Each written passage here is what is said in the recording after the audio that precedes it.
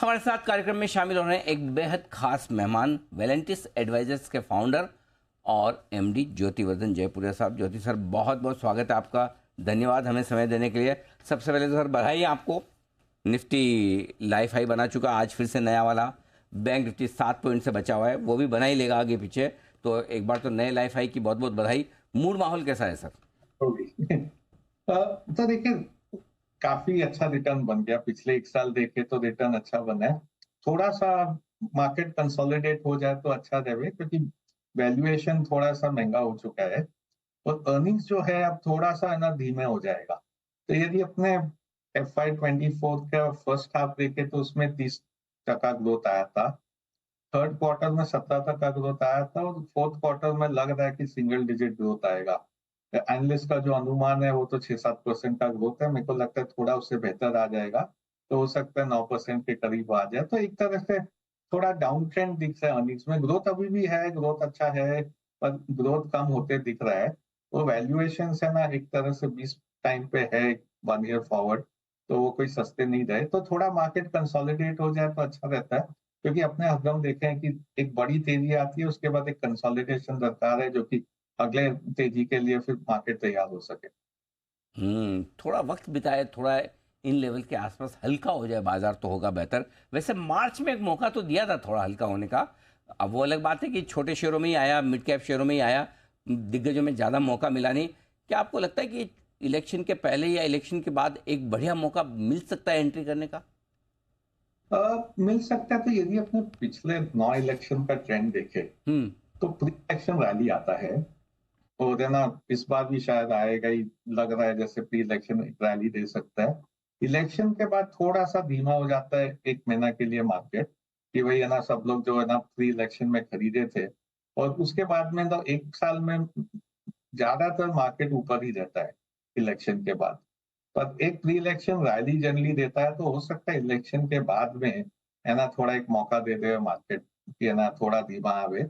और दूसरा है ग्लोबल फैक्टर भी इसमें देखना पड़ेगा, क्योंकि काफी उम्मीद थी फेड पे कि फेड है ना रेट कट कर देंगे।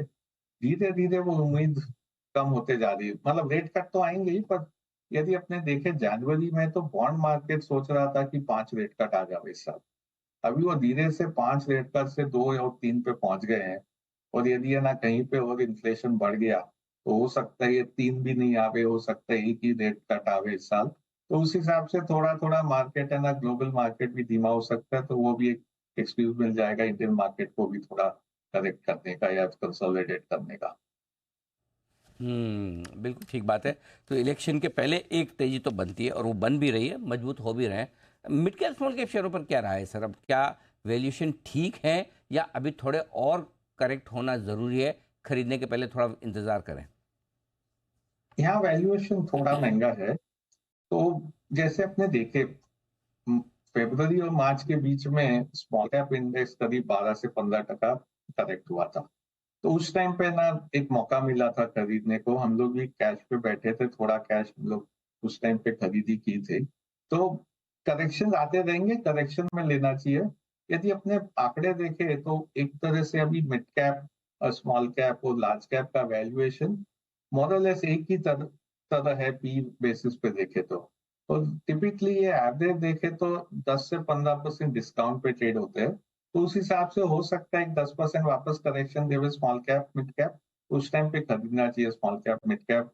अभी है ना एक बार थोड़ा सा रुक जाना चाहिए, क्योंकि पिछले एक हफ्ता में काफी तेजी दे दी स्मॉल कैप में। ओके, तो थोड़ा सा रुकना चाहिए। हफ्ते 10 दिन से लगातार बढ़ ही रहे हैं। वापस से जो मार्च में करेक्शन आया था उससे कहीं ज़्यादा आगे बढ़ते हुए, भागते हुए नजर आ रहे हैं। अब आइए सर, रिजल्ट सीजन पर आपसे राय लेना चाहता हूँ। शुरुआत हो रही है रिजल्ट सीजन की। इस तिमाही के नतीजों में क्या उम्मीद रखी जाए? कहाँ अच्छे नंबर्स, कहाँ कमज़ोर नंबर्स आने की उम्मीद आपको है? तो ओवरऑल जैसे मैंने जिक्र किया, नंबर्स थोड़े धीमे रहेंगे, क्योंकि अब एक बेस कैचअप हो रहा है। जो जो पिछले है ना, पिछले क्वार्टर में 17% ग्रोथ आया था, उसके पहले 30% ग्रोथ आया था। अभी है ना 6-7% हो सकता है 8% का ग्रोथ आवे। अभी भी जो बेहतर रिजल्ट आएंगे वो बैंक्स में रहेंगे। और एक तरह से अब वो बैंक्स का बेस कैचअप हो रहा है। फिर है ना, ऑटोज में भी नंबर्स अच्छे आने वाले हैं और कैपिटल गुड्स में नंबर्स आने वाले हैं अच्छे।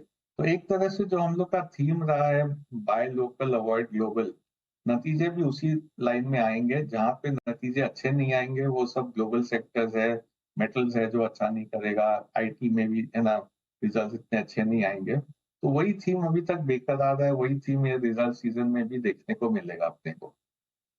ओके, तो ये नतीजे थोड़े ढीले ढाले से रहेंगे, उतने मजबूत रहेंगे नहीं। आ, एक राय आपसे लेना चाहता हूँ सेक्टर्स के लिहाज से, कहाँ कौन सी थीम्स आपको लग रही है कि निवेश के लिहाज से बेहतर है इस वक्त जहाँ देखा जा सकता है?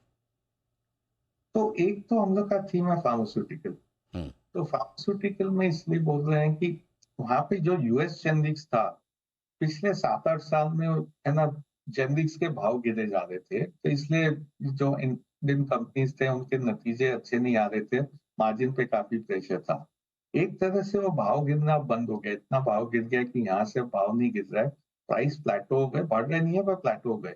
तो जो है ना नेगेटिव ग्रोथ आ रहा था क्योंकि मार्जिन गिर रहे थे, वो अब बंद हो जाएंगे, वॉल्यूम ग्रोथ है अभी भी। तो फार्मास्यूटिकल के नतीजे अच्छे आएंगे अगले, है ना, 4 क्वार्टर 5 क्वार्टर भी नतीजे अच्छे रहेंगे। तो वहां पे एक अच्छा, है ना, मौका है लोग को लेने का, क्योंकि रिजल्ट अच्छे आएंगे और, है ना, वैल्यूएशन भी ठीक है, ज्यादा महंगे नहीं है।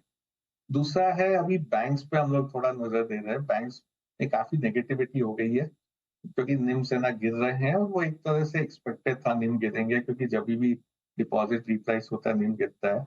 तो बैंक्स में काफी बैंक है जो प्राइवेट सेक्टर है, थोड़े पब्लिक सेक्टर भी है, वहां पे वैल्यूएशन, है ना, अच्छा दिख रहा है अभी।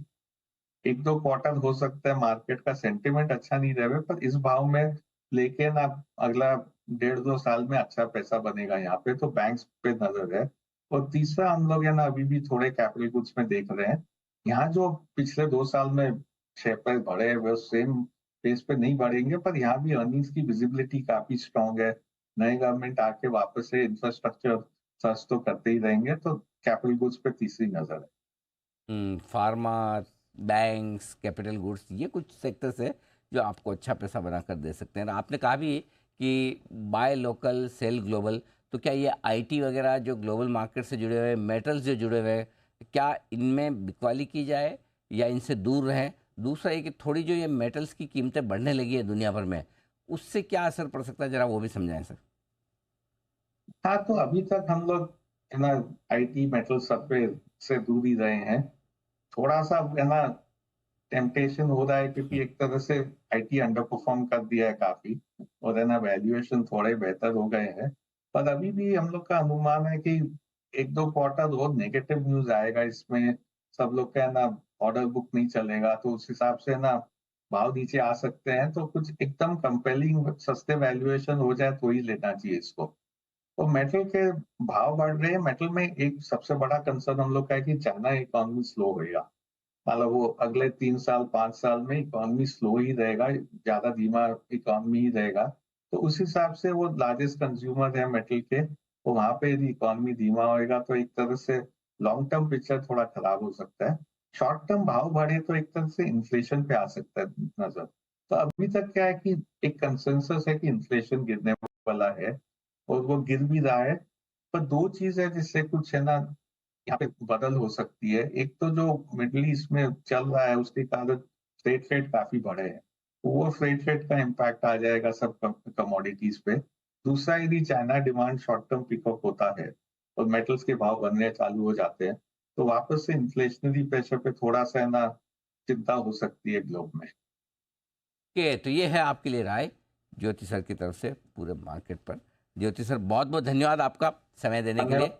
बाजार के डायरेक्शन, निवेश के मौक़ों पर हमारे दर्शकों से अपनी राय शेयर करने के लिए।